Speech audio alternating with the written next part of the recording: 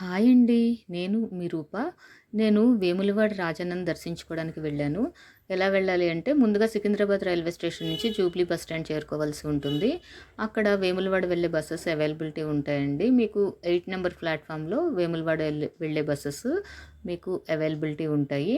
ఇదేనండి వేములవాడ వెళ్ళే బస్సు. వేములవాడలో రాజరాజేశ్వర స్వామి, రాజరాజేశ్వరి అమ్మవారు మరియు లక్ష్మీ గణపతి స్వామి కొలువై ఉన్నారు. ఇంకా వేములవాడలో చూడటానికి చాలా టెంపుల్స్ ఉన్నాయండి. నాగేశ్వర టెంపుల్ ఉంది. అలాగే భీమేశ్వర టెంపుల్ ఉంది. అలాగే లోకల్‌గా ఉన్న అమ్మవారి టెంపుల్ కూడా ఫేమస్ అండి. కోరిన కోరికలు తీర్చే దైవంగా అలాగే దక్షిణ కాశీగా ఈ వేములవాడ క్షేత్రం ప్రసిద్ధి చెందింది. ఒక 3:30 గంటల తర్వాత నేను వేములవాడ చేరుకోవడం జరిగింది.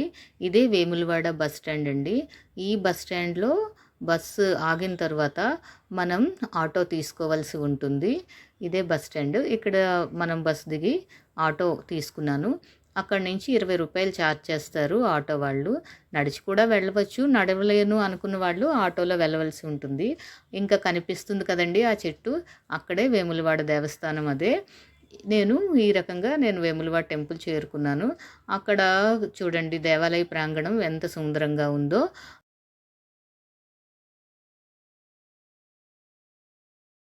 ప్రధాన ముఖద్వారం కనిపిస్తుంది. ఇది ప్రధాన ద్వారం అండి. టెంపుల్‌లోకి ఎంట్రన్స్.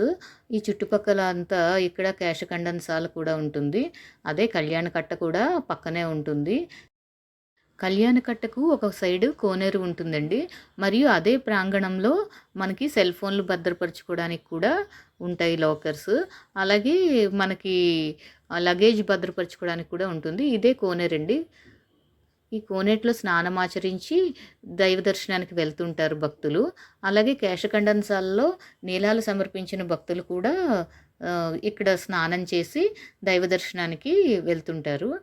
ఈ ప్రాంగణం చాలా సుందరంగా ఉంది. దూర ప్రాంతాల నుంచి వచ్చే భక్తులు ఇక్కడ రూమ్స్ తీసుకొని అక్కడ ఫ్రెష్ అయ్యి టెంపుల్‌లో దర్శనానికి వెళ్ళొచ్చు.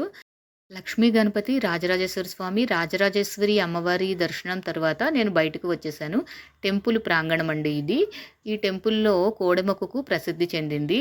మనకి కోరిన కోరికలు తీర్చే దైవం అని ఎలాగూ ప్రతీతి ఉంది కాబట్టి, అలాగే కోరిన కోరికలు తీరగానే భక్తులు వచ్చి ఇక్కడ కోడెను సమర్పించుకుంటారు. కోడెకు టికెట్ కూడా అవైలబిలిటీ ఉంటుందిక్కడ. ఈ టెంపుల్‌లో దర్గా కూడా ఉంటుందండి. ఎక్కడా లేని విధంగా ఈ టెంపుల్ ప్రాంగణంలోనే దర్గా ఉండడం ఇక్కడ విశేషం. అలాగే ఈ టెంపుల్‌లో మధ్యాహ్నం అన్నపూజ కూడా చాలా విశేషంగా ఉంటుంది. ఆలయం బయటకు వచ్చేసామండి. ఆలయం బయటకు వచ్చిన తర్వాత ఇక్కడ లడ్డు కౌంటర్ కూడా ఉంది. ఇక్కడ అమ్మవారికి పెట్టిన చీరల్ని ఇట్లా అమ్ముతున్నారు. ఇది మధ్యాహ్న భోజనానికి ఇచ్చే టికెట్.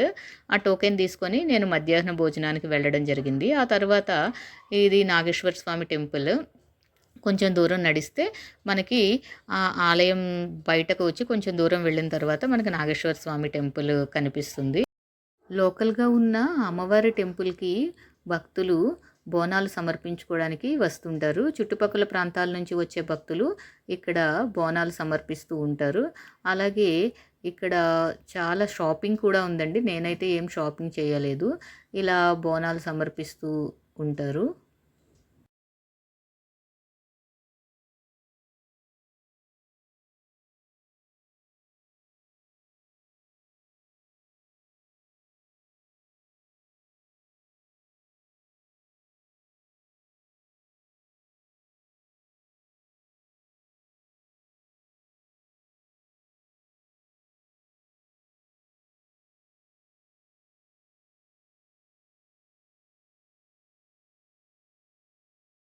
నాకు వేములవాడ రాజన్న టెంపుల్‌తో పాటు నాగేశ్వర స్వామి దర్శనం కూడా అయ్యిందండి. ఆ టెంపుల్‌ని కూడా దర్శించుకున్నాను. అలాగే అమ్మవారిని కూడా దర్శించేసుకోవడం జరిగింది.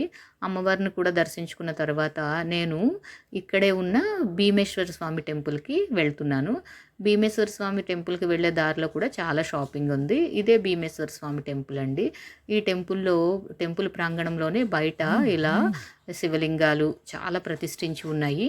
ఇలా ఈ శివలింగాలను చూస్తే నా మనసు చాలా ప్రశాంతంగా అనిపించింది. అందుకే ఈ టెంపుల్‌లో ఉన్న ఈ శివలింగాలకి ప్రదక్షిణ చేసుకున్నాను. నా మనస్ఫూర్తిగా నేను ఆరాధించుకోవడం జరిగింది.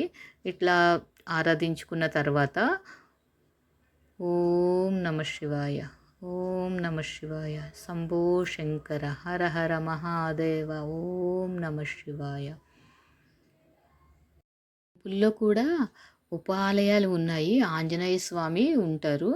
ఆ టెంపుల్‌ని దర్శించుకొని ఆ తర్వాత ప్రదక్షిణ చేసుకొని ఇలా మెయిన్ టెంపుల్‌లోని శివయ్యని దర్శించుకోవడానికి భీమేశ్వరుని దర్శించుకున్నాను.